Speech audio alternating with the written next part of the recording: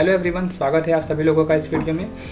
इस वीडियो में हम बात करेंगे एक ट्रिक के बारे में जिसकी मदद से आपको इस ट्रिग्नोमेट्रिक टेबल को मेमोराइज करने में बहुत ज़्यादा सहायता मिलेगी।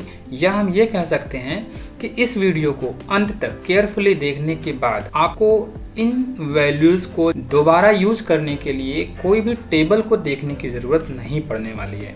ठीक है, तो बहुत ही केयरफुली इस वीडियो को ध्यान से लास्ट तक देखें बिना स्किप किए।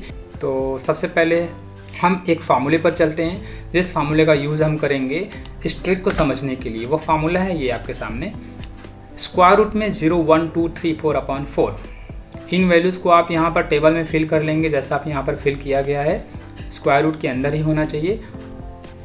यहाँ पर आ जाते हैं, आप देखिए 0/4 स्क्वायर रूट में है तो इसकी वैल्यू क्या हो जाएगी, 0/4 is equal to 0 and square root में है तो भी 0। तो पहली वैल्यू मिल गई, साइन 0 डिग्री की वैल्यू 0। इसी तरह से 1/4 स्क्वायर रूट में है तो इसकी वैल्यू क्या मिल जाएगी, इसकी वैल्यू मिल जाएगी 1/2। ठीक है, आप भी देखते रहिए अच्छे से, कोई परेशानी नहीं होनी चाहिए। 2/4 स्क्वायर रूट में है तो स्क्वायर रूट के अंदर सॉल्व करेंगे तो हमें 1/2 मिल जाएगा। 1/2 स्क्वायर रूट में रहेगा तो हमें मिल जाएगा 1/√2। ठीक है, अब स्क्वायर रूट में 3/4 है तो अगर हम न्यूमरेटर में लिखें तो क्या होना चाहिए, स्क्वायर रूट में 3 होना चाहिए और अपॉन में 4 का स्क्वायर रूट से बाहर जाने पर 2 हो जाएगा तो √3/2 वैल्यू मिलेगी। At last 4/4 is equal to 1 होता है, सो स्क्वायर रूट से बाहर आने पर भी 1 ही रहेगा।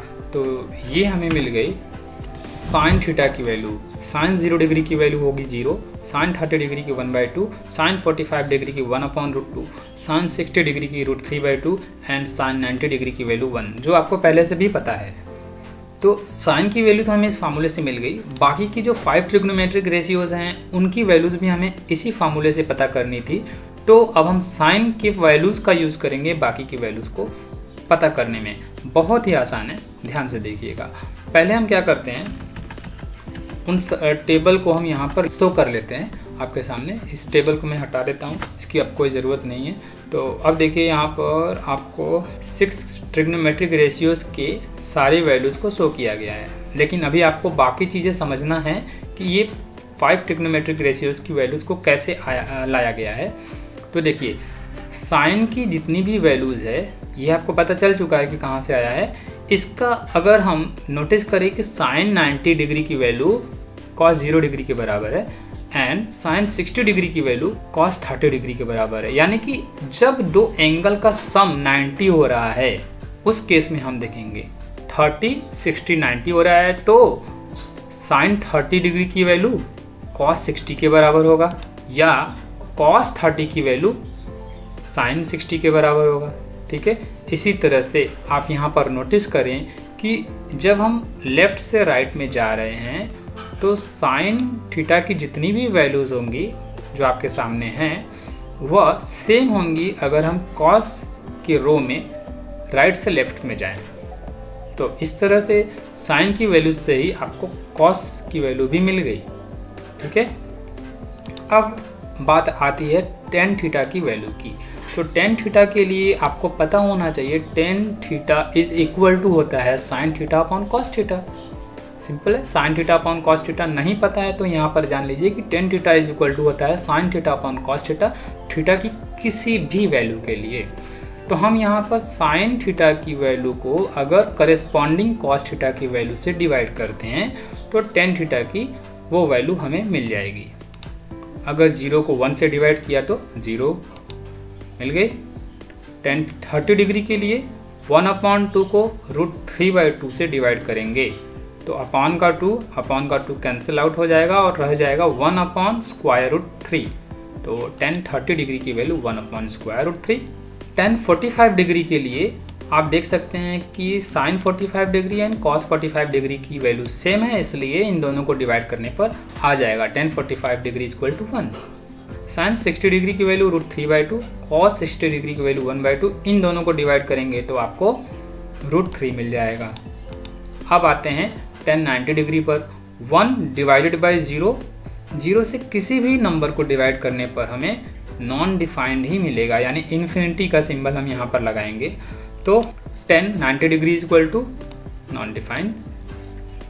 अब यहाँ पर नोटिस करें कि जैसे आपने साइन थीटा की वैल्यू से कॉस थीटा की वैल्यू पाई थी, वैसे यहाँ पर टेन थीटा की वैल्यू से कॉट थीटा की वैल्यू पा सकते हैं। ठीक है, लेफ्ट से राइट जाने पर जो वैल्यूज आपको टेन थीटा में दिख रहा है वही आपको राइट से लेफ्ट जाने पर दिखेगा। ठीक है, वही कॉम्प्लीमेंट्री रिलेशन 30-60 डिग्री, जो टेन 30 डिग्री की वैल्यू है वही कॉट 60 डिग्री की वैल्यू है, जो कॉट 30 डिग्री की वैल्यू है वही टेन 60 डिग्री की वैल्यू है।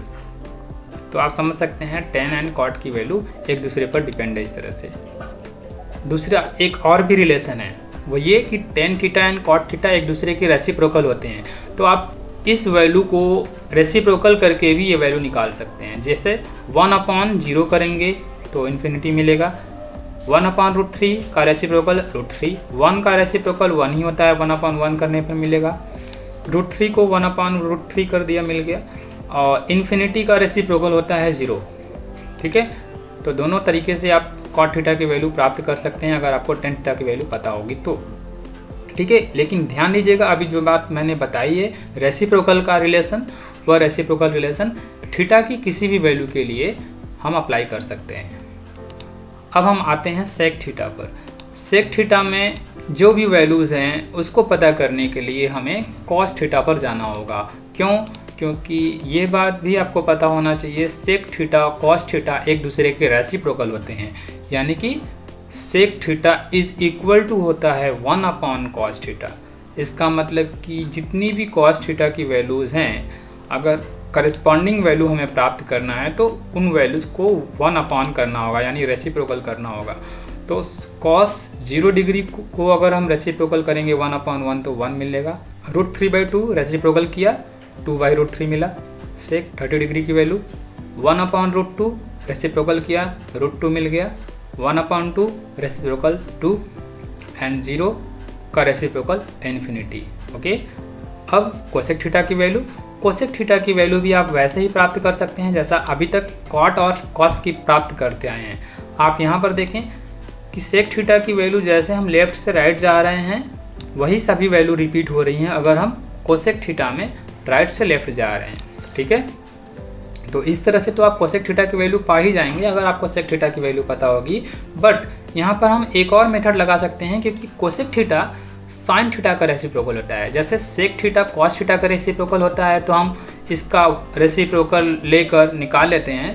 तो साइन थीटा की वैल्यू का भी अगर हम रेसिप्रोकल करें, यानी 0 का रेसिप्रोकल इन्फिनिटी, 1/2 का रेसिप्रोकल 2, 1/√2 का √2, √3/2 का 2/√3 एंड 1 का रेसिप्रोकल 1 होता है।